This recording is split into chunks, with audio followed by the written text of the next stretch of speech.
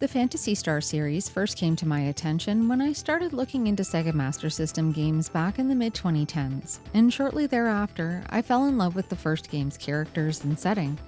I thought it was so neat to see space travel stuff as a core part of a fantasy game, rather than it being tacked on as some near-end plot twist like in so many other RPGs from this era. But anyway, after not having the best time with the second game a couple of years later, I decided to skip straight to the last entry since I'd heard it was the best of the bunch. And you know what? It was. Usually, if something's too hyped up before I get to it, it's really hard for my expectations to be met. But the entire time I played Phantasy Star IV, I had this excitement inside that kept growing straight through the credits and into the days and weeks that followed. I'll just come right out and say it. This is easily one of my favorite RPGs, and I can't wait to tell you why that is. Phantasy Star IV's plot eventually follows many different people, but it opens with two coworkers getting ready to chip away at that familiar threat that seems to set so many RPGs into motion. Monsters have risen up again after a time of long-lived peace. We first meet Chaz and Alice on Chaz's first big day as a full-fledged hunter as Alice hauls him out of his room for his assignment. These first few scenes where these two interact were just the beginning of what easily became my favorite aspect of this game: its characters. It's not just these two that captured my attention either. There are many people that come and go along the storyline with their own personal arcs of triumphs and failures. While they weren't all equally interesting to me, I did find myself able to relate to facets of the majority of them, even though the adventure takes place in a society and locale very different from anything I've experienced. There's a lot of humanness in even some of the most alien characters, which says a lot about the efforts the writers went to. I've played quite a few games where charismatic leads take the reins, like Skies of Arcadia, Grandia, and Lunar the Silver Star. Chaz and Alice are not exactly your typical bubbly protagonists that decide to go out on an adventure together and see the world. Phantasy Star IV is entirely unique in the sense that the first two characters we meet aren't even really friends. There's no long-standing ties or childhood history to build on. While I really enjoyed Alice's take-charge attitude, I thought Chaz was easily one of the weakest characters of the entire game. I found his ditzy and naive demeanor obnoxious from the get-go. He rarely seemed to know what was going on and spent most plot-driving conversations carefully repeating what others speaking to him were saying back to them instead of adding anything of importance. Whether that repetition was for the benefit of the audience or not, it didn't do much to make him appeal to me as a leader. That's not to say that he doesn't have a worthwhile character arc, because you do get to see him grow and change. I did feel a lot of compassion for him given where he comes from and what he goes through, but as one of the main protagonists, I wasn't nearly as invested in him as I probably should have been. Thankfully, the rest of the cast is far more compelling. There was a lot of love and polish poured into developing each party member not only as individuals, but as part of the group. The interactions between different people led to some pretty realistic interpersonal dynamics when you consider a bunch of strangers joining forces to put a stop to looming evil's uprising.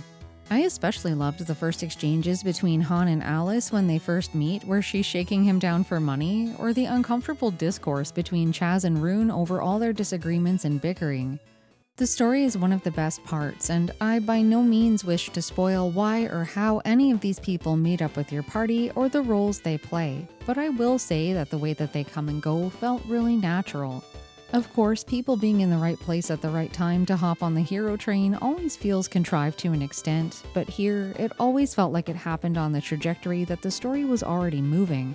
The plot didn't twist or bend around these people to accommodate their addition, but rather swept them up along the way. This kept the pacing nice and even across the entire game, rather than chugging every time a new character was introduced. The way the story's told visually is awesome too. Instead of the usual static portraits and text boxes floating above little character sprites, they elevated the experience with these fantastic comic book-style interludes. You still had portraits for normal conversations with townspeople, or small bits of plot here and there, but most major plot events featured a number of illustrated panels with close-ups of the environment or even some cool monsters you were about to fight. I loved how the story got unpacked right against the gameplay as well. It wasn't a huge fuss where you get taken out of the moment with a big cutscene or a giant text wall to sift through. Seeing these extra details pop in right in the moment in such a smooth and refined way created some great tension in the trials that the party was immediately facing. I won't deny that there's a nostalgic appeal in using your own imagination to fill in plot blanks, but the leap that these panels bring the storytelling forward is enormous. The artwork here is some of my favorite on the Sega Genesis. Since playing Phantasy Star IV, I haven't come across another game from this console generation that handles this sort of thing nearly as well, and this aspect deserves all of the praise that I can possibly give it. Speaking of artwork, the Japanese manual is way cooler than the one from North America.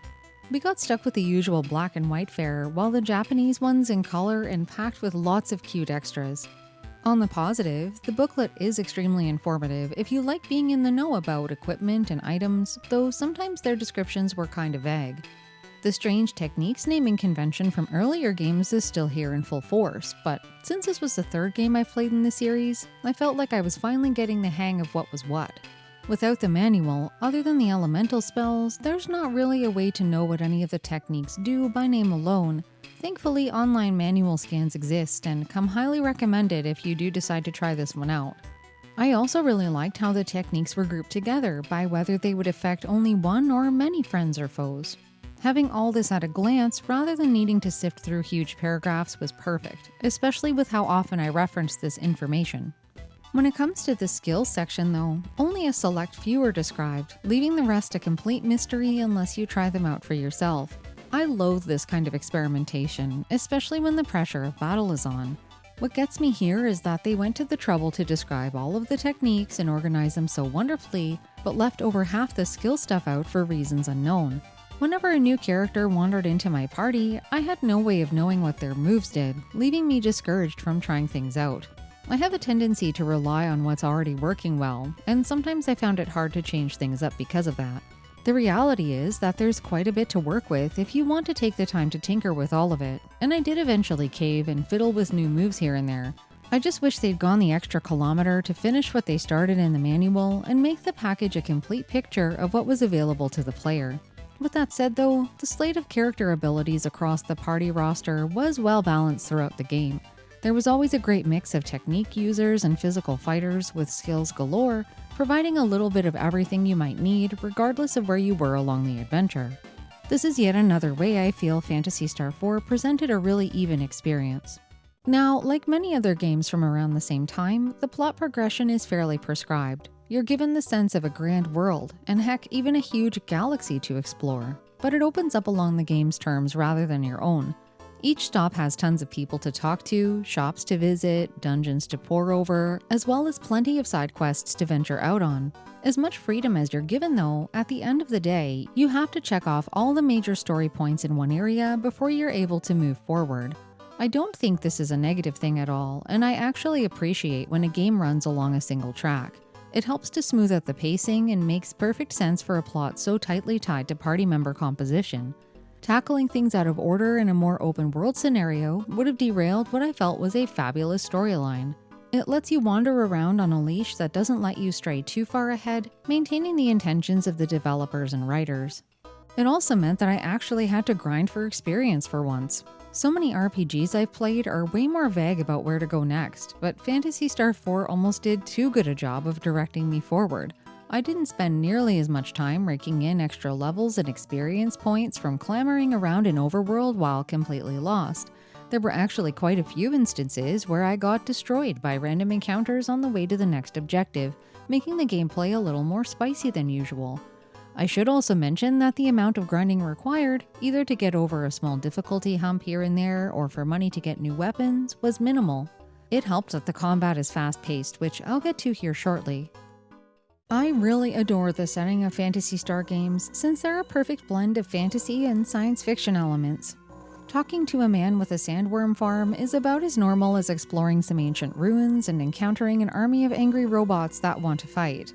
The one thing I love about this series is how intentional and well-designed its setting is. You're slowly exposed to aspects of the Algo Star system's lore, with the galaxy you're traveling in living and breathing with its own rule sets and social constructs.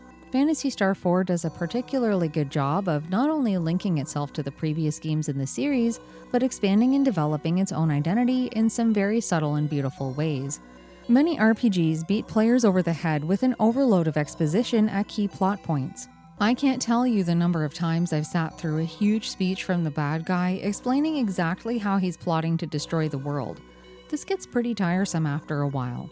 Phantasy Star IV is not completely devoid of this, but you also learn a lot by simply engaging with the surroundings as you travel. Right alongside all the interactions that move the plot forward are objects to inspect or townspeople to speak with that add a little something extra. For example, while you don't have to look at every bookshelf in each person's home you're trying to rob, sometimes you'll stumble upon a clever little tidbit that adds some context or humor.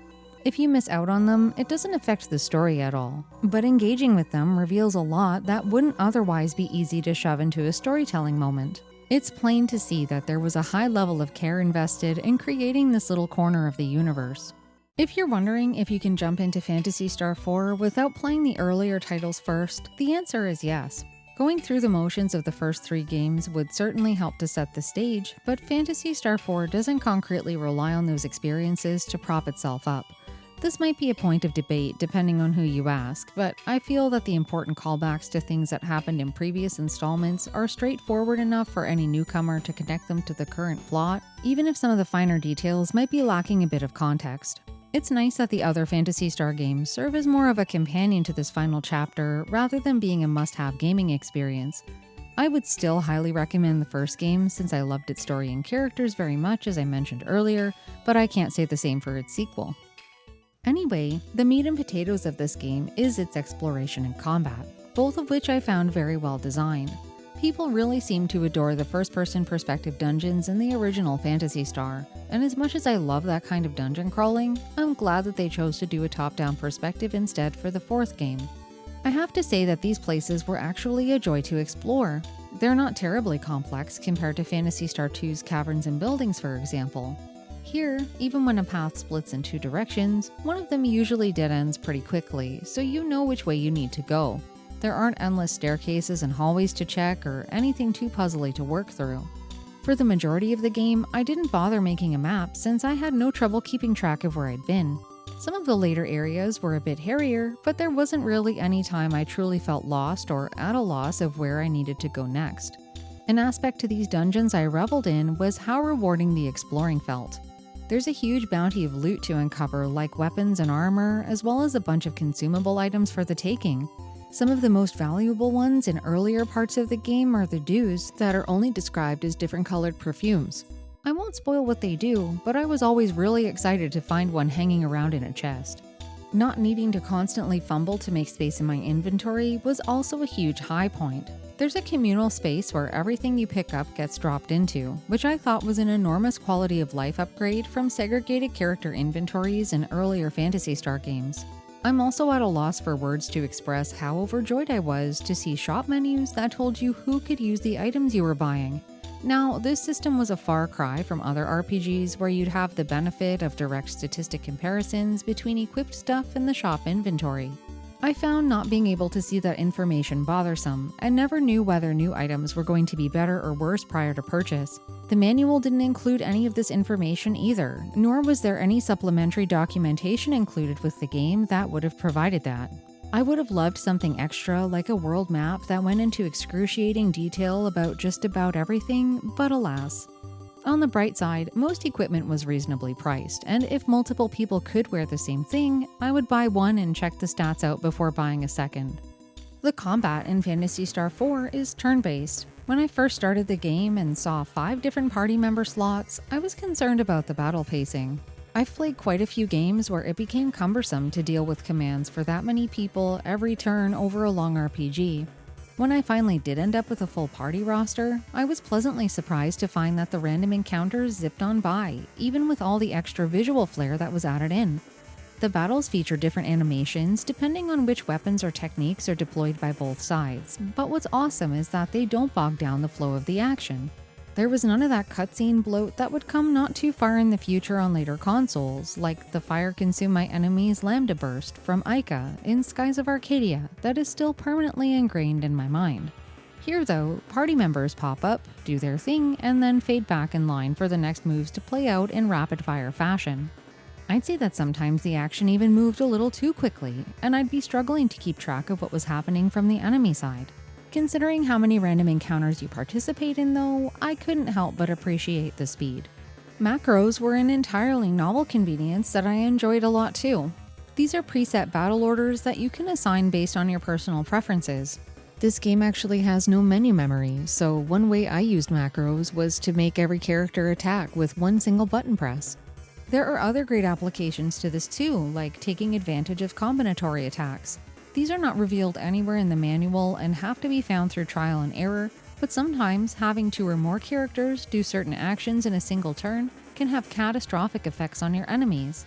I had a few macros set up for those special moves, but for the most part, I use them for boss battles. I'd apply buffs as well as some of my best attacks across my first turn. I'm sure people who really get down into the details about enemy weaknesses and nuances of different locations could really put this aspect of the game to work. In my case, they saved me from needing to think for a few turns once in a while. I mentioned enjoying the battle animations and their swiftness a while ago, but I also appreciated that all the backdrops showed the specific area that you were fighting in. This was something I missed a lot in Phantasy Star II when I played it a few years ago. Phantasy Star I had it, and it was great to see that make a return here as well. The enemy roster was varied and engaging, with lots of weirdly named monsters that were just as weirdly portrayed here. I loved how so many of the entities you fight, organic or otherwise, have such a familiar yet foreign quality to them. They're similar to things among us here on Earth in our very own world, but different enough to invoke that sense of danger and fear all the same. Everything seems to have a sort of menacing wiggle to it, which made it look like they were jamming out to the game's soundtrack. The regular battle and boss themes were high intensity and a perfect fit for the action, but there were other tunes that balanced out the breadth of emotional ambience across this wild adventure. The shop and town songs were nice and chipper to bring about some relief from the fray, with equally dark and foreboding ones that played deep in the depths of huge winding dungeons. It's hard for me to choose a favorite, but the overworld music on Motavia is very memorable for me.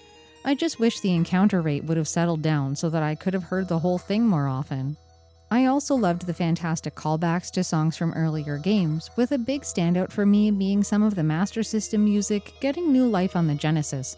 All around, it was a very well assembled soundtrack. The mini-boss and boss encounters kept the stakes in Phantasy Star IV nice and high. There were a few times where I just turned a corner and ended up face to face with a massive beast, so some of these fights felt like they actually came out of nowhere. When you die, you essentially have to reload your last save and lose any progress you've made beyond that point. The sensation of looming doom at the end of any long dungeon excited and invigorated me as a player. I live for these kinds of risks, knowing that at any moment I could lose everything I've been working for if I make too many mistakes. Phantasy Star IV's boss roster didn't disappoint in the challenge department. If you didn't know exactly how to approach them, some of them were pretty tricky to take down. There were a couple of times where I got totally wrecked or just barely squeaked by, but like I just said, that's the kind of thing I live for in RPGs. While I won't actually show the final boss encounter here, that fight was especially demanding and was the perfect bit of punctuation on a game that had a well-balanced difficulty from the get-go. I only wish more video game experiences permitted that sense of accomplishment like this one did for me. Phantasy Star IV is easily one of my favorite RPG experiences to date, no doubt about it. It would be awfully nice if there was another Phantasy Star game to enjoy in this style, but I'm really appreciative of how the 4th game caps off the series, wrapping everything up completely. I think this experience is undeniably one of the best on the system, standing tall amongst its contemporaries on other consoles.